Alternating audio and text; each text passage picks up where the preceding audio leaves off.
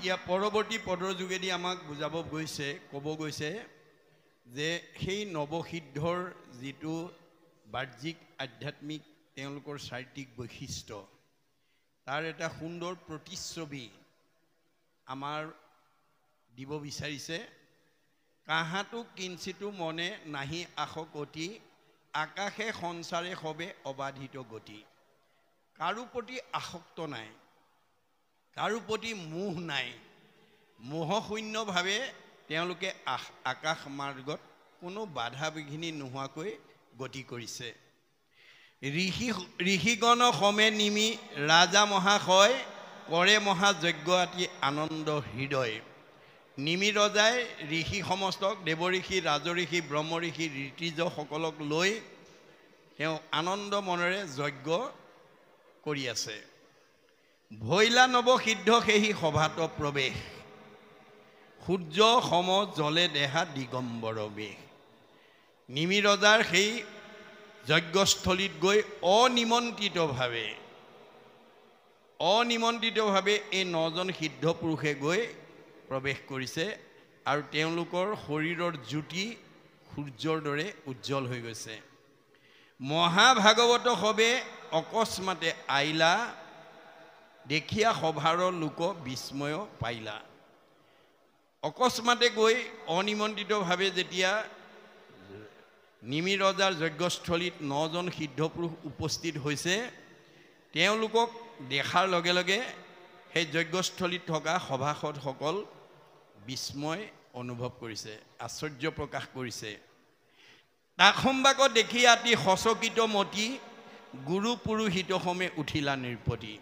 তেওঁলোকক দেখাৰ লগে লগে তেওঁলোক সচেতন হৈ গৈছে আৰু গুৰু পুৰোহিত সমন্বিতে সকলো ঋতিজসকলে যজ্ঞস্থলীত উপস্থিত থকা পুৰোহিতসকলে আহি থিয় হৈছে। মূৰ্তি ধৰি অগণি কুণ্ডৰ ভৈলা বাস সাদৰিলা সিদ্ধ সমস্তক সামৰাজ। ৰজাই এই যজ্ঞস্থলীত থকা উপস্থিত থকা সভাসদসকলৰ সমন্বিতে সেই মূৰ্তিমন্ত সুন্দৰ উজ্জ্বল চেহেৰাৰ মূৰ্তি মানে আপোনাৰ অগ্নিকুণ্ডৰ পৰা উৎপত্তি হোৱাৰ দৰে উজ্জ্বল চেহেৰাৰ সেই 9জন সিদ্ধক সমাদৰ জনাইছে। আশ্চৰ্য ঋতিজ সমে যজ্ঞ কাৰ্য এৰি কৰিলা শুশ্ৰূষা সিদ্ধ সমস্তকে বেৰি। তেওঁলোকে যিমানবিলাক যজ্ঞস্থলীত উপস্থিত থকা ঋষিমুনি ঋতিজসকলে আহি যজ্ঞ কৰ্ম এৰি তেওঁলোকক আদৰ সম্ভাষণ কৰিছে। সাধুৰ সংগে সবাৰো নিৰ্মল ভৈলা মতি সঘনে উপজে কৃষ্ণ চৰণত ৰতি। এই 9জন সিদ্ধ পুৰুষক দেখাৰ লগে লগে তেওঁলোকৰ মনবিলাক পবিত্ৰ হৈ গৈছে, নিৰ্মল হৈ গৈছে আৰু ঈশ্বৰৰ প্ৰতি অনুৰাগটো বাঢ়ি গৈছে। বিনা অলংকাৰে কৰে শৰীৰ দীপিতি, বিনা অলংকাৰে কৰে শৰীৰ দীপিতি তাসম্বাক দেখিয়া নিমিৰ মহাপ্ৰীতি। কোনো অলংকাৰ পৰিধান নকৰাকৈ দেহৰ যিটো জ্যোতি সেই জ্যোতি দেখি নিমি ৰজা বৰ আনন্দ অনুভৱ কৰিছে। কৰিলা আসনে বৈখাই চৰণক পূজা প্ৰণামী বৈখাই বিনাৱৈ গীতাঞ্জলি কৰি ৰাজা। তেওঁলোকক নি আসনত বহুৱাই চৰণত সেৱা জনাইছে আৰু প্ৰণাম কৰি হাতযোৰ কৰি ৰজাই কৈছে, পৰম ভকত তাসম্বাক জানি মনে। এওঁলোক যে পৰম ভকত এই কথাটো নিমি ৰজাই অনুভৱ কৰিছে। আসনে বৈখায়া ৰংগে পূজিলা চৰণে, আসনত বহুৱাই চৰণত ধৰি সেৱা নিবেদন কৰিছে। শৰীৰৰ কান্তিয়ে প্ৰকাশে সভাখন সাক্ষাতে দেখিয়া যেন ব্ৰহ্মাৰ নন্দন। তেওঁলোকৰ শৰীৰৰ জ্যোতিয়ে সভাখনৰ সৌষ্ঠৱ অৰ্থাৎ যজ্ঞৰ স্থলীৰ সৌষ্ঠৱ বৃদ্ধি কৰিছে আৰু অনুমান কৰিছে যে এওঁলোক নিশ্চয় ব্ৰহ্মাৰ পুত্ৰ হ'ব লাগিব, ব্ৰহ্মাৰ নন্দন বুলি তেওঁ অনুভৱ কৰিছে। তাসম্বাক দেখি ৰাজা প্ৰীতিক লভিলা অৱনতে নিজ অভিমতক পুছিলা। তেওঁলোকক দেখাৰ লগে লগে ৰজাই আনন্দিত মনে সেৱা জনাই নিজৰ অভিমত নিজৰ মনৰ কথা কৈছে জানিলো তোমাৰা পাৰি সদ গোবিন্দৰ পবিত্ৰ কৰিয়া ফুৰা লোক নিৰন্তৰ হে নৱসিদ্ধ পাৰিষদ তোমালোকক গোবিন্দৰ পাৰিষদ বুলি মই অনুমান কৰিছোঁ আৰু তোমালোকে এনেকৈয়ে জগতক পবিত্ৰ কৰি ফুৰিছা এইবুলি 9জন সিদ্ধ পুৰুষক উদ্দেশ্যি নিমি ৰজাই নিজৰ মনৰ কথাখিনি অৱগত কৰিছে ইয়াৰ পিছত কি হৈছে আমি শুনিম বাৰু কৃষ্ণ এৰাম ভলো কেতাৰ্থ পদ ৰেণু পায়ামি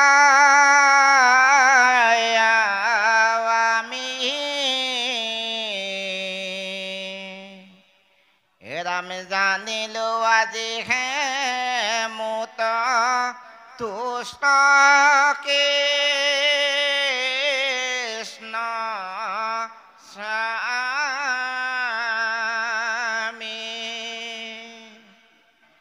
এৰাম যদি নৰতনো এইটো ক্ষণিক থিৰ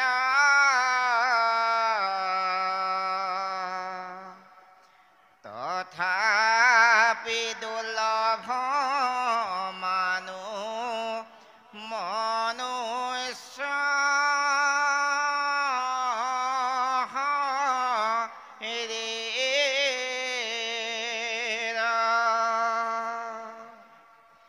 এৰাম তাহাতো দুৰ্লভ মানুহ ভকত সংগ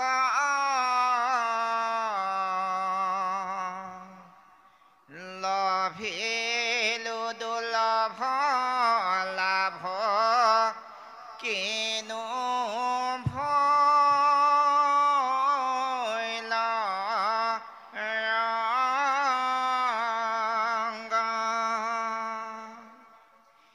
এৰামে সবাৰো পাৱত পৰি পোছো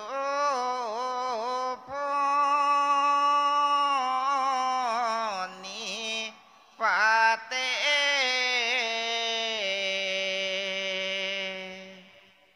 কোন ঐতান্তিক সুখ কহে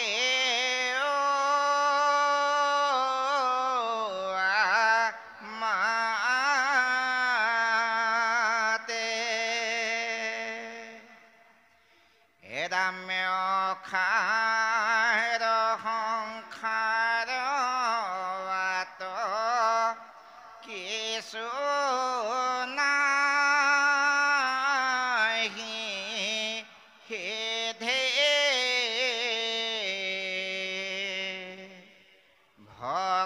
ভকতৰ সংগ অনুক্ষণে নব নিধে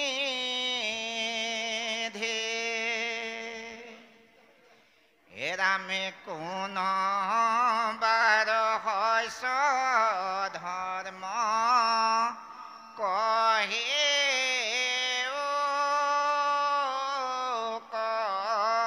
তাক জাত তুষ্ট হুয়া কৃষ্ণে দেন্ত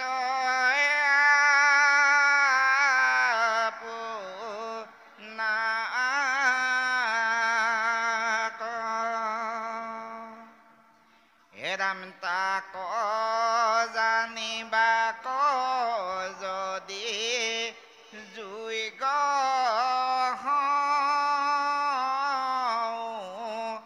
আমি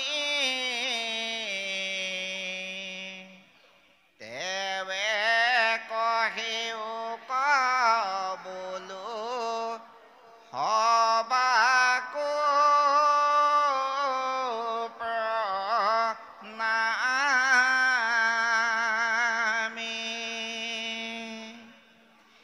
হেৰামে কোন ভাগৱত ধৰ্ম ভক্তি বোলে কাক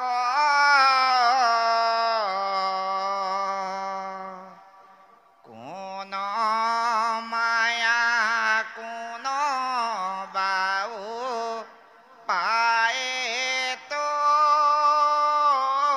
ৰে তাক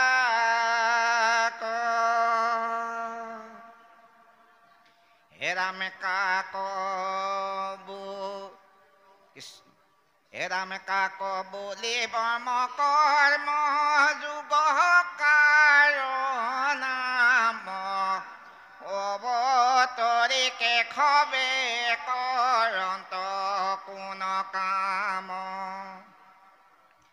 কোন যুগ ধৰ্ম অভক্তৰ নগতি এহি নৱ গৌতা প্ৰশ্ন পুছিলা নিপতি নাৰদ বদতি শুনা বসুদেৱ সন্ত এহি মতে নিবিজেবে প্ৰশ্ন কৰিলন্ত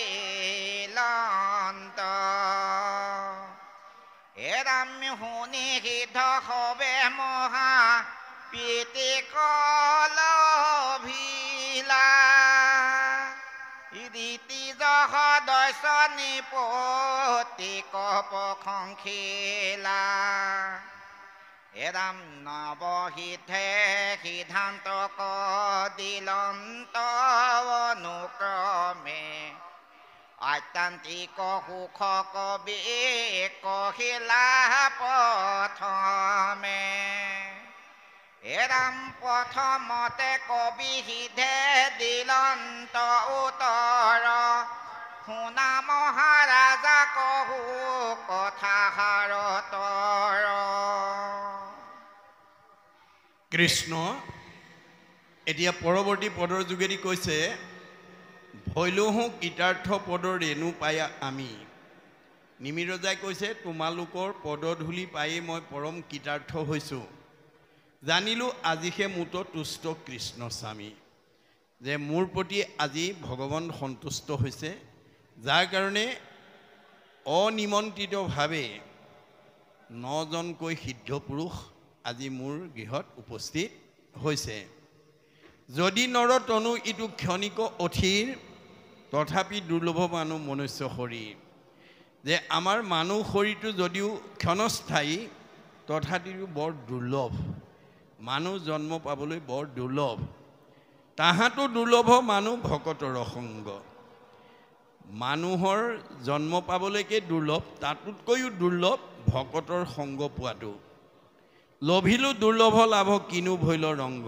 আজি সেই দুৰ্লভ সম্পদক মই লাভ কৰিছোঁ এয়া মোৰ কাৰণে এক পৰম আনন্দৰ বিষয় সবাৰো পাৱত পৰি পুচুপ্ৰণী পাতে কোনো আত্যন্তিক সুখ কহিও আমাতে মই তোমালোকৰ চৰণত প্ৰণিপাত জনাই কৈছোঁ সুধিছোঁ যে আত্যন্তিক সুখ কাক বোলে মোক কোৱা অসাৰ সংসাৰ আটো কিছু নাহি সিদ্ধি ভকতৰ সংগ অনুক্ষণে নৱনিধি এই অসাৰ সংসাৰত একোতেই আমি সিদ্ধি ল'ব নোৱাৰোঁ গতিকে ভকতৰ সংগ কিন্তু নৱনিধি স্বৰূপ নৱৰত্নৰ ভঁৰাল স্বৰূপ কোনোবা ৰহস্য ধৰ্ম কহিউকক তাক জাততুষ্ট হৈয়া কৃষ্ণে দেন্তে আপোনাক তেওঁ 9টা প্ৰশ্ন অৱতাৰণা কৰিছে দ্বিতীয় প্ৰশ্নটো কৈছে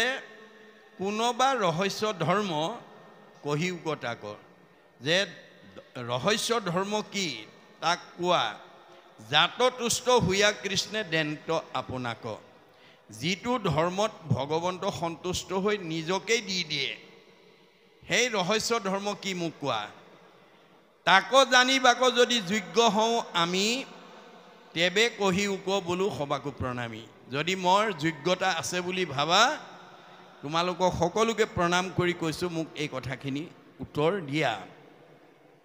কোন ভাগৱত ধৰ্ম ভক্তি বোলে কাক, কোন মায়া কোনোবা উপায়ে তৰি তাক।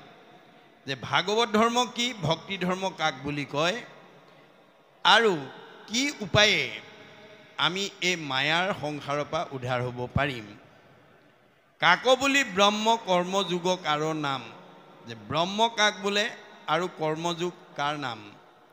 অৱতৰি কেশৱে কৰন্ত কোন কাম, ভগৱন্তই এই সংসাৰত অৱতাৰ ধাৰণ কৰি কি কাম কৰে।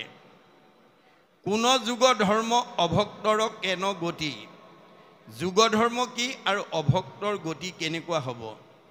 এহি নৱগোটা প্ৰশ্ন পুছিলা নিৰপতি। এই 9টা প্ৰশ্ন তেওঁ 9জন সিদ্ধক উদ্দেশ্যি সুধিলে। নাৰদ বদতি শুনা বসুদেৱ সন্ত, এহিমতে নিমিজেবে প্ৰশ্ন কৰিলন্ত। এতিয়া কথাখিনি নাৰদে বসুদেৱক কৈ আছে। বসুদেৱে ভাগৱত ধৰ্ম কি বুলি সুধিবলৈ নাৰদক ক'বলৈ কোৱাত, নাৰদে ভাগৱত ধৰ্ম কোৱাৰ আগতে পুৰণি ইতিহাস এটা কৈছে, পুৰণি কাহিনী এটা কৈছে। কি কাহিনী ক'লে, 9জন সিদ্ধ পুৰুষৰ লগত নিমি ৰজাৰ যিটো সংলাপ, 9জন সিদ্ধ পুৰুষক পাই নিমি ৰজাই যেনেকৈ প্ৰশ্ন অৱতাৰণা কৰিছিল, সেই কথাখিনিকে তেওঁক কাহিনী আকাৰে ক'লে।